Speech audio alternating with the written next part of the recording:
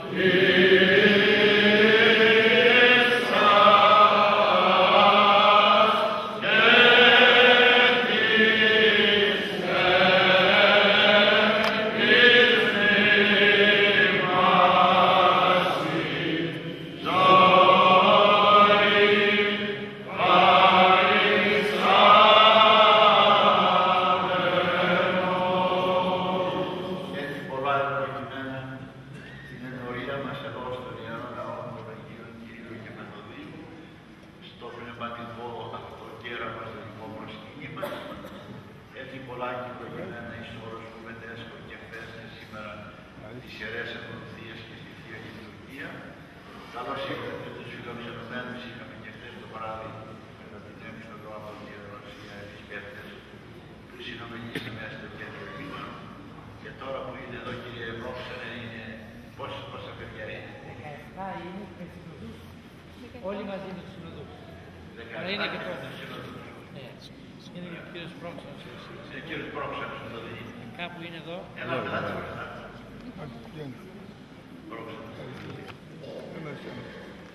Καλώς ήρθατε, καλώς μαζί σας.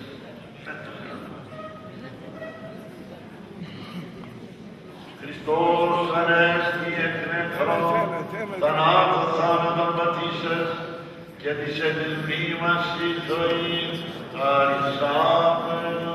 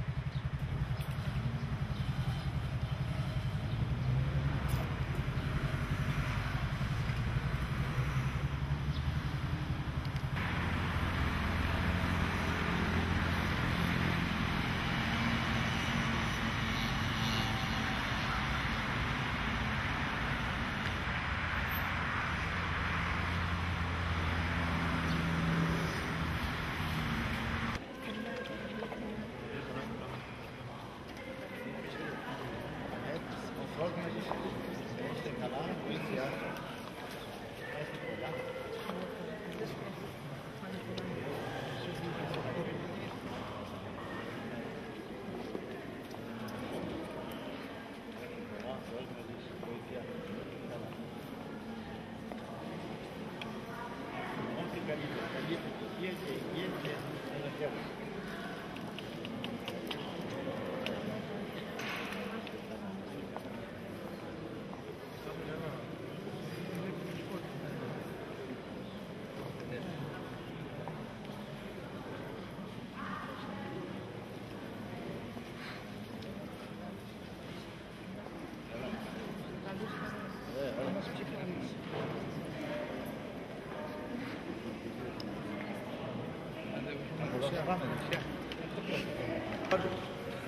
Περιμένουν πολύ και...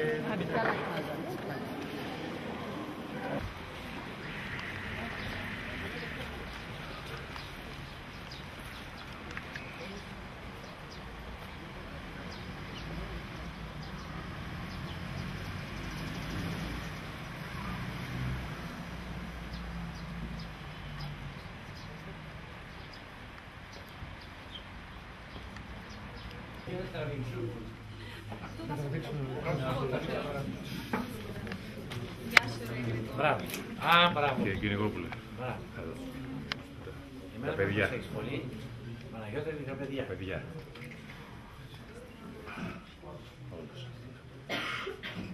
Χρόνια πολλά. Χρόνια πολλά, Χριστός Ανέστη, να είστε καλά. Να σου κυριανή διαμονή, καλή επιστροφή. Ωραία. Πήρανε κάτι. Ω, βεβαίως. Σήμερα είναι πολύ ιστορική μέρα και πολύ σημαντική. Σήμερα δύο Έλληνες, ο Κύριλλος και Μεθόδιος, δώσαν αλφάβητο στους Ρώσους, στους Ρώσους. Είναι πολύ σημαντική μέρα. Να είστε καλά. Ευχαριστώ πάρα πολύ. Μας έχουν δώσει.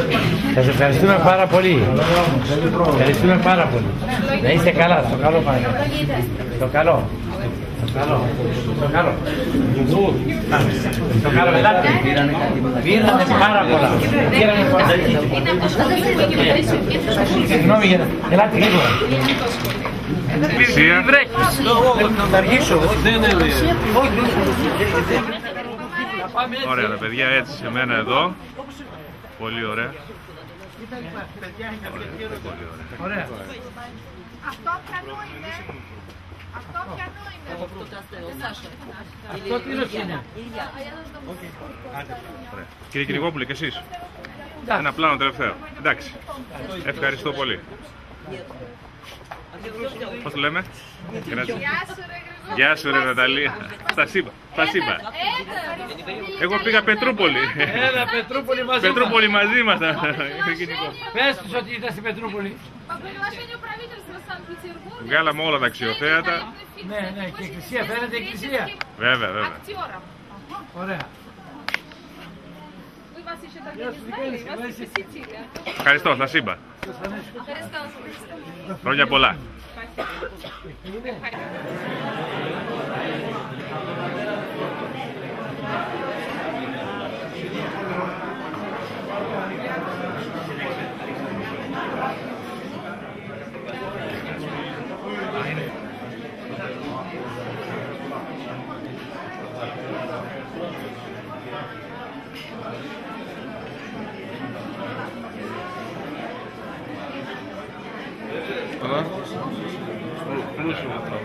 Εγώ από την έκδοση με την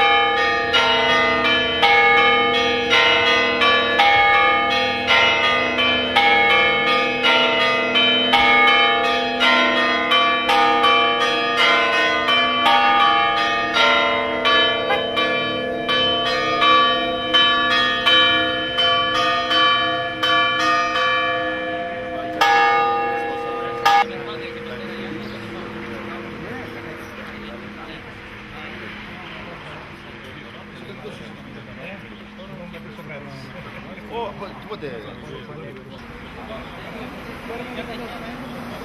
Πόσοι εργάσουν για τον Άγιο Χριστοφόρο, δεν στρίβεις πουθενά, πας όλα ευθεία. Όλα ευθεία. Περνάς στη Λαμπράκη, περνάς κάποια στιγμή μέχρι 17 του Νοέμβρη, 17. Amen.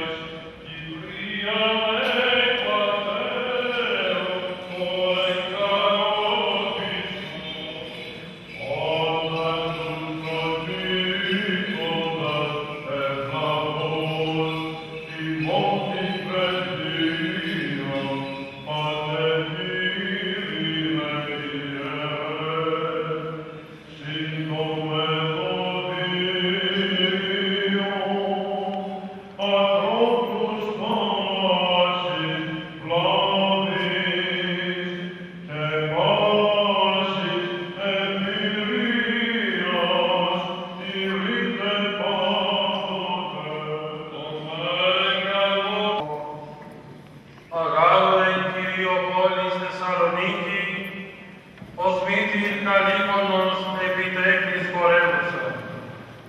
Εξού ανεπλάστησαν Κύριλλος και Μεθόδιος, ως φοίνικες γλυκή καρπή.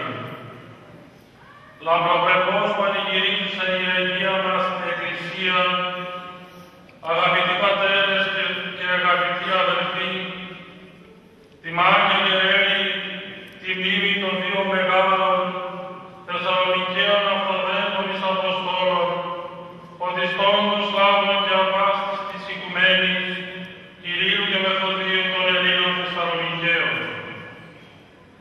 Μεταξύ των μεγίστων ποστήρων της Ηλίου Θεότητος, εξέφουσαν όντως θέση κατέχουση και η Θεσσαλονικής, ένδοξης Απόστολοι Άγιος Κύριλλος και Μεθόδιος, οι οποίοι και διέλαβαν κατά τον ένατο αιώνα των νοητών της Εκκλησίας ημών στερεώνα.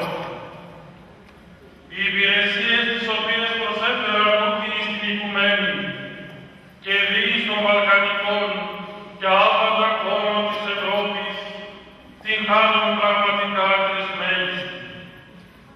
Και αυτό διότι όχι μόνο μετέδωκαν το ανέσφαιρον φως του Αναστάντος Χριστού εις πλήστους όσους λαούς, οι οποίοι κατά την Ισαΐων πράσινε κάθετο εν χώρα και σκιάδανα και εξεπολίτησαν αυτούς διάπαντος μέσου, αλλά και επενόησαν αλφάβητων ειδικών δια τους σλαβικούς λαούς, έκανον δι' αυτού τη σλαβική γλώσσα, εισή μετέφρασαν εκ του πρωτοτύπου κειμένου την Αγία Γραφή, της Ιερές της Εκκλησίας μας ακολουθίες και πάρα πολλά άλλα έργα.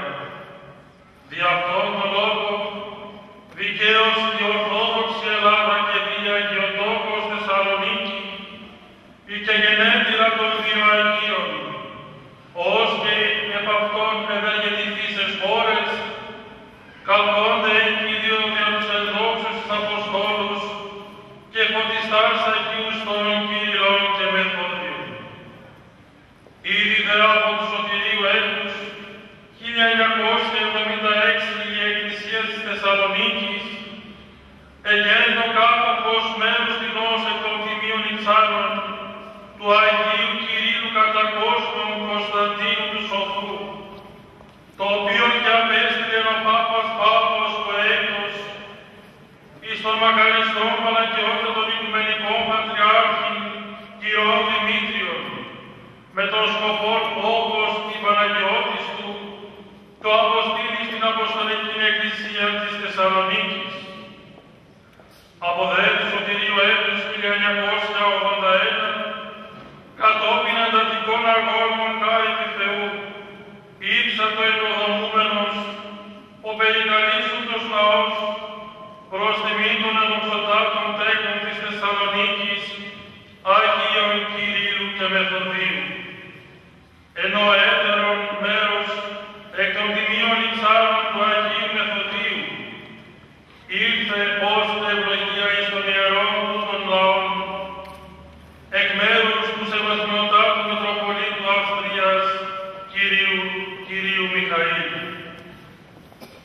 Οι δύο αδελφοί Άγιοι εγεννήθησαν οι πόροι στη Θεσσαλονίκη. Είναι συμπολιούχοι και συμπατριώτες μας, από γονείς ευσεβείς και ευγενούς καταγωγής, τον Λέοντα και τη Μαρία. Ο πατέρας τους υπηρετούσε ως Δρουγκάριος, δηλαδή ως χιλίακος στη Θεσσαλονίκη και έπειτα προήχθηκε σε στρατηγό. Οι γονείς τους είχαν 7 παιδιά και μας είναι γνωστά μόνον τα ονόματα των δύο Αγίων. Ο Μεθόδιος γεννήθηκε ίσως το 820, ενώ ο Κωνσταντίνος Κύριλλος ήταν το τελευταίο παιδί και γεννήθη το 827. Η συμμετοχή του στην αντρεπτική ζωή της Εκκλησίας, οι σχέσεις τους με τα πολυάριθμα μοναστήρια και δι' με τον Ιερό Ναό του Αγίου Ενδόξου Μεγαλομάρτυρος Δημητρίου του Μυροβλίκου τον οποίον μάλιστα και ο Άγιος Κύριος κατά κόσμον, Κωνσταντίνος Σοφός, εχάρισε πλήστα όσα ποίηματα, που ήταν μέσα και γύρω από τη Θεσσαλονίκη, καθόρισαν αποφασιστικά το μέλλον τους. Και όταν επέφερε ο πατέρας τους, ο Μεθόδιος είχε πλέον τελειώσει τις σπουδές του. Η αυτοκράτηρα τον διόρισε διοικητής Γραμμηνίας, δηλαδή επαρχίας της Βυζαντινής Αυτοκρατορίας, που κατοικούνταν κυρίως από Σλάβους. Μένοντας εκεί για μία δεκαετία, έμαθε τέλεια τη γλώσσα και τον τρόπο της ζωής των Σλάβων, προσόντα απαραίτητα για τη μετέπειτα αποστολή του. Αργότερα εγκατέλειψε το αξίωμα τούτο και τροτίστιο έρωτη αποσύρθηκε σε μοναστήρι του Ολύμπου της Βυθινίας. Ο Όλυμπος, όπως η Νητρία της Αιγύπτου πρωτήτερα και ο Άφος αργότερα, αναδείχθηκε ένα από τα μεγαλύτερα μοναστικά κέντρα της Αγίας μας Ορθοδοξίας. Ο Κωνσταντίνος Κύριλλος από μικρή ηλικία έδειξε ζήλον και αξιόλογη ικανότητα για μάθηση. Σε ηλικία 14 ετών μόλις, εγνώριζε από μνήμης τα συγγράμματα του Αγίου Γρηγορίου του Θεολόγου. Αργότερα πήγε στην Κωνσταντινούπολη και συνέχισε τις σπουδές του στο Πανεπιστήμιο της Μαγνάτας, πλησίον του Μεγάλου Φωτίου και λέοντος του μαθηματικού, πρώην Αρχιεπισκόπου Θεσσαλονίκης. Εσπούδασε γεωμετρία, αστρονομία, μουσική, ρητορική, φιλολογία, διαλεκτική και φιλοσοφία.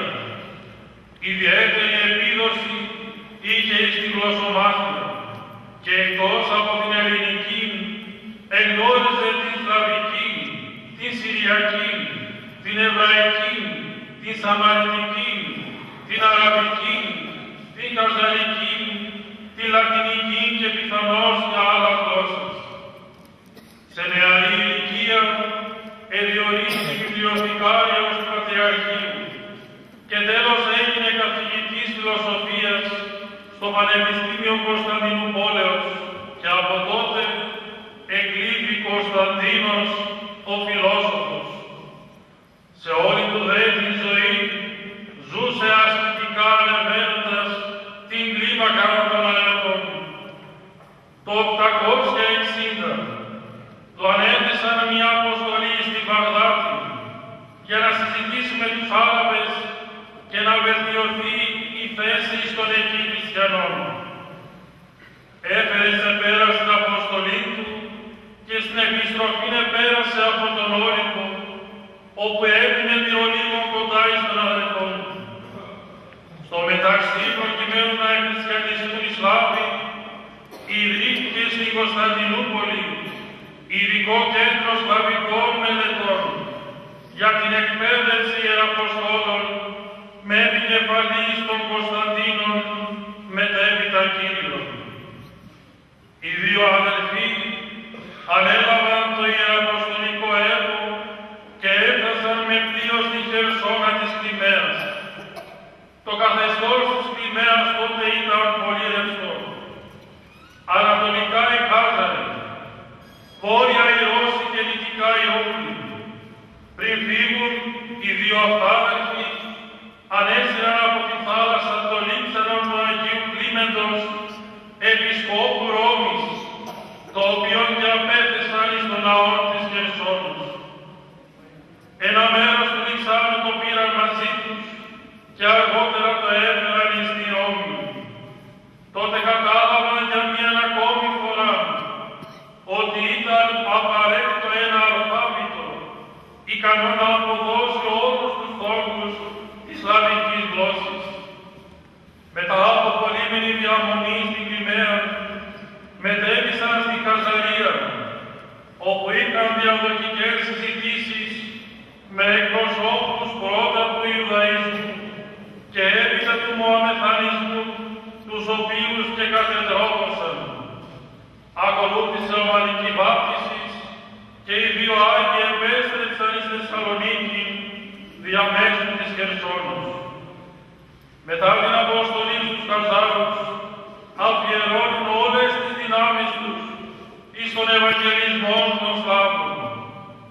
Οι Σλάβοι στην αρχή ζούσαν ειδωλολατρικά, πίστευαν στην μαγεία, δεν είχαν γραφόμενη γλώσσα και καθόλου παιδεία. Όπως συνήθισαν τον χριστιανισμό όπως στην Θράκη, την Ηλυρία και την Πανωνία τον εδίωξαν. Άρχισαν όμως σιγά σιγά να επηρεάζονται από τους κατοίκους των ανωτέρων περιοχών. Σε σύγκριση με άλλους λαούς, άρχισαν να εκχριστιανιστούν. Όμως το 862, ο ηγεμόνας της Μοραβίας Ραστισλάβος έστειλε εις Κωνσταντινούπολη πρέσβεια και ζητούσε την αποστολή ιεραποστόλων στην χώρα. Ο αυτοκράτορας Μιχαήλ Τρίτος και ο πατριάρχης Φώτιος ανέβησαν το έργο στους δύο αδελφούς. Ο Κωνσταντίνος Κύριλλος συνέθεσε το πρώτο σλαβικό αλφάβητο και μαζί με το Μεθόδιο μετέφρασαν βιβλικά και λειτουργικά κείμενα. Η ιεραποστολική ομάδα με επικεφαλής τους δύο αδελφούς ξεκίνησε για την Μοραβία την Άνοιξη του 863. Οι κάτοικοι όντως τους επιφύλαξαν θερμή υποδοχή. Καταρχήν ο Κύριος και ο Μεθόδιος ήδη σαν σχολή και ταυτόχρονα επίδαξαν, ενώ βαπτίζονταν υποσελχόμενοι εις την χριστιανική πίστη. Μετέφραζαν ακολουθίες και ανέγειραν ναούς. Δυσκολίες συνάντησαν μόνον από φράγμους κληρικούς που ισχυρίζονταν ότι ο Θεός μπορεί να ερμηνεύεται και να λατρεύεται σε τρεις μόνο γλώσσες, την εβραϊκή, την ελληνική και την λατινική. Πριν από τους δύο αδελφούς, φράγκοι κληρικοί είχαν αγωνιστεί με ιστεροβουλία και πολιτική σκοπιμότητα να υπαγάγουν τους Σλάβους στη δική τους δικαιοδοσία, διδάσκοντας την αίρεση του Φιλιόπουλε που δεν είχε αποδεχθεί ακόμη ο Πάπας της Ρώμης και επιβάλλοντας τη λατινική γλώσσα εις τη λατρεία. Αντίθετα η Ορθόδοξη Εκκλησία κατά το ιεραποστολικό της έργο ανά τους αιώνες εσεβάστη την γλώσσα και τις πολιτιστικές ιδιομορφίες των υποεκκλησιάνες λαών. Από την Μοραβία αναχώρησαν για την Πανωνία και από εκεί για την Βενετία, όπου φράγκοι επίσκοποι και ιερείς τους εδέχθησαν με άγριες διαθέσεις και τους έθεσαν υπό περιορισμό. Στη Ρώμη ο Πάπας Ανδριανός ο Δεύτερος, μαζί με τον κλήρο και τον λαό, τους εδέχθη με ενθουσιασμό και ο Μεθόδιος εχειροτονήθη τότε πρεσβύτερος. Στο μεταξύ ο Κωνσταντίνος, έχοντας πάντα επισφαλή υγεία, αρρώστησε. Προαισθάνθηκε το τέλος του, έγινε μοναχός και 40 ημέρες προτού να αφήσει τον κόσμο τούτο, εκάρη μοναχός και πήρε το όνομα Κύριος. Αμέσως μετά 40 ημέρες εξεδίμησε προς Κύριον στις 14 Φεβρουαρίου το 869, μόλις σε ηλικία 42 ετών, αφήνοντας τη συνέχιση του έργου εις τον αδελφόν του. Κατόπιν ο Μεθόδιος εχειροτονήθη επίσκοπος Ιουνίου, αρχαίας Μητροπόλεως δυτικά του Βελιγραδίου και επέστρεψε στην αποστολή του. Χειροτώνησε πλήθος μαθητών του, τους οποίους έστειλε στην χώρα τους για την συνέχιση του έργου. Το 870 συνελήφθη από φράγκους επισκόπους, εδικάστη και εφυλακίστη. Με ενέργειες όμως του νέου Πάπα Ιωάννου που επληροφορήθη το γεγονός, αποφυλακίστηκε και επέστρεψε στην Μοραβία, όπου συνάντησε την αντίδραση του νέου ηγεμόνα για τον Κρούκ. Κατόπιν συκοφαντίας, καλείται στη Ρώμη να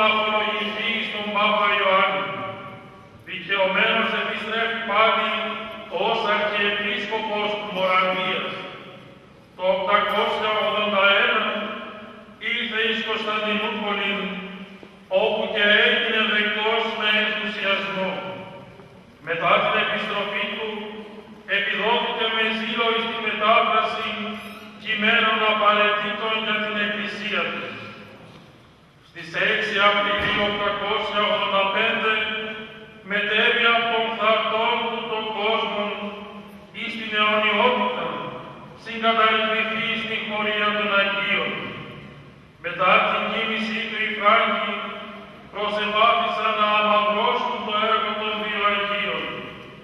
Οι Άγιοι Κύριλλος και Μεθόδιος είναι υποτιστές των Σλάβων, που εφώτισαν των καθήμενων εν ώρα και σκιά θανάτου σλαβικό κόσμο με το φως της Ορθοδοξίας και απετέλεσαν από τότε μαζί με 5 μαθητές τους την περίφημη χωρία των Αγίων Εκταρίστων. Οι Σλάβοι αισθάνονται βαρύ και αιώνιο χρέος απέναντι στους δύο εις Αποστόλους, αλλά και η Θεσσαλονίκη σεμνύνεται για τα δύο περήφανη τέκνα της. Σεμνύνεται όμως και η Θεσσαλονίκη για το μεγάλο αυτό θρησκευτικό και εθνικό μνημείο των ιερών προσκυνηματικών ναών των Αγίων Κυρίου και Μεθοδίου. Ο περικαλής αυτός ναός, που εκτίστη κατά δυνατήν απομίμηση του Ιερού Ναού της Παναγίας του Πάλου της Κωνσταντινουπόλεως, κτίσματος της εποχής των Αγίων Κυρίου και Μεθοδίου, αποτελεί ένα σύγχρονο μνημείο της Θεσσαλονίκης, το οποίο και εκφράζει την πλούσια πνευματική προσφορά και ακτινοβολία των δύο τέκνων της Αγιατόπου της Θεσσαλονίκης, των Αγίων εις Αποστόλων φωτιστών των Σλάβων, αυταδέλφων Κυρίου και Μεθοδίου. Ο ναός των Αγίων Κυρίου και Μεθοδίου αποτελεί επίτευγμα και καταξίωση τιμημένων αγώνων και μόχτων του Παναγιωτάτου Μητροπολίτου Θεσσαλονίκης, μακαριστού Κυρού Παντελεήμονος, ο οποίος ανεγείροντας των ιστορικών αυτών ναών σε απίστευτα σύντομο χρονικό διάστημα προσέφερε στην πόλη του Αγίου Δημητρίου, αλλά και σε ολόκληρη την Ορθοδοξία, καθώς επίσης και εις το έθνος, ό,τι δεν προσέφεραν 11 αιώνες. Ο ναός λοιπόν αυτός των Αγίων Κυρίου και Μεθοδίου αποτελεί μια σύγχρονη ορθόδοξη μαρτυρία διαχρονικού χαρακτήρος και οικουμενικής διαστάσεως. Ο ναός αυτός εθεμελιώθη στις 17 Ιουνίου 1981 από τον μακαριστό Παναγιώτο Μητροπολίτη Θεσσαλονίκης Κυρό Παντελεήμονα, ο οποίος διαβάζει αμέσου πολλών παγίδων του πολεμίου της πίστεως συνέδριξε τους υπεναντίους. Τα θυραννήσια επελέστησαν τον Μάρτιο του 1983, κατά το έτος 1985, τη 12η Μαΐου, επελέστησαν τα εγγένεια με κάθε λαμπρότητα. Παρέστησαν δια την ιστορία 13 Μητροπολίτες, ο Πρόεδρος της Δημοκρατίας, το Υπουργικό Συμβούλιο, χιλιάδες λαού και μεταξύ αυτών και ο πρώτος ιεραρχικός προϊστάμενος του ιερού αυτού του ναού, σεβασμιότατος νυν Μητροπολίτης, Λαγαμάρητης και Ρεκίνης, Κύριος Ιωάννης. Σήμερα ο ιερός αυτός ναός, με τις ευτέσπατικες ευχές και ευλογίες του Παναγιωτάτου Μητροπολίτου μας Κυρίου Αμφίμου, εξακολουθεί να διατηρεί αυτόν τον ομολογιακό χαρακτήρα και των ιεραποστολικών ζήλων της ζωής των δύο αυταδέλφων Αγίων. Και δι' αυτόν τον λόγο ευχόμεθα διαπύρως, όπως η Αποστολική Εκκλησία της Θεσσαλονίκης, να συνεχίζει διαμέσου των αιώνων την πολυπίκυλον προσφορά της εις την ανθρωπότητα διεδόξων Αγίων και εις Αποστόλων, οι οποίοι και θα οδηγετούν αυτήν δια της διδασκαλίας των και δια της Αγίας αυτών ζωής. Αμήν.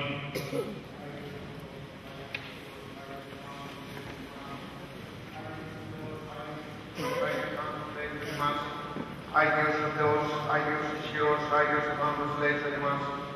Δόξα Πατρί και Υιού και Αγίου Πνεύματι και νυν και εις τους αιώνας των αιώνων. Αμήν. Παναγία Τριάς, ελέησον ημάς. Κύριε, κυλάς τα φύγες ημών, δέσποτα συγχώρησον τας ανομίας ημίν.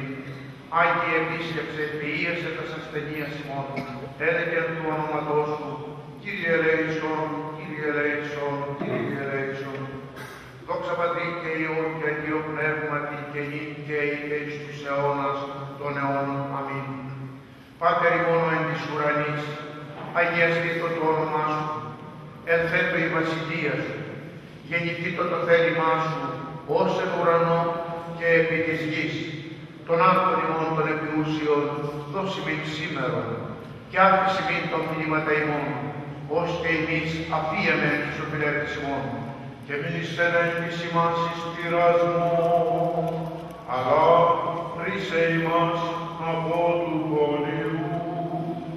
Ότι σου έσαι η βασιλεία και η δύναμη και η δόξα του Πατρός και του Υιού και του Αγίου Πνεύματος, νυν και αεί και εις τους αιώνας των αιώνων.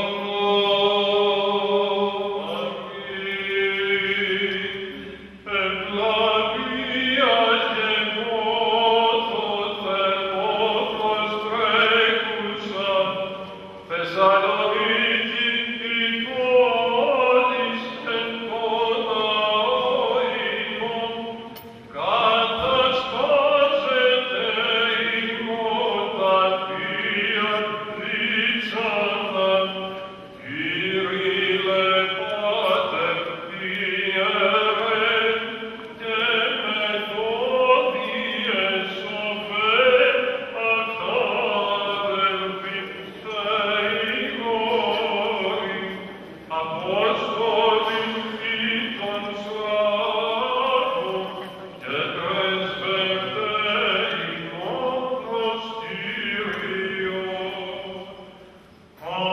Αποστόλων των δήλων επιδειξάμενοι, επί τας ώρας των Σλάβων Ευαγγελίου τόπος, δίπλασατε λαμπρός Θεοκηρύματι, Θεσσαλονίκης η πλαστή και αστέρες Μεθόδιε συγκυρίλων, αχάδελφοι Θεηγόροι, εκκλησιών εις ευνοπρέπειαν.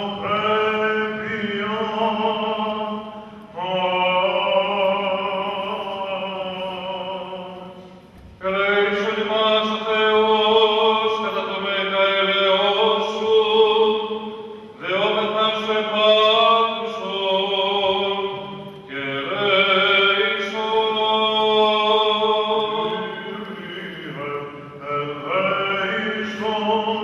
Κύριε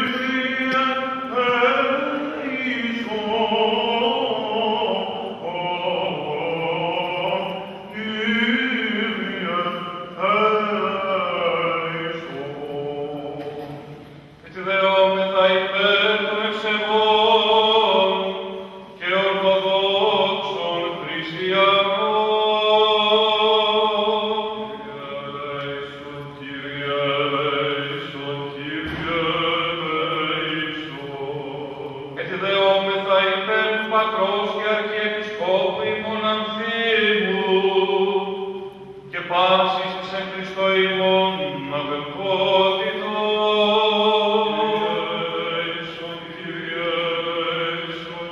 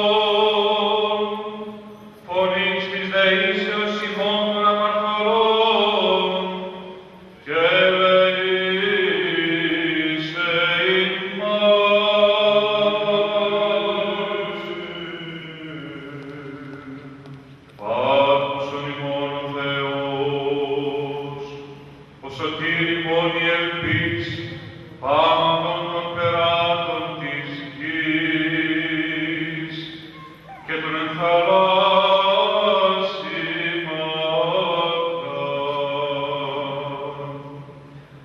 Και ηλαιός, ηλαιός, γεννού ειν δέσποτα επί τις αμαρτίες ημών, και ελέησον ημάς.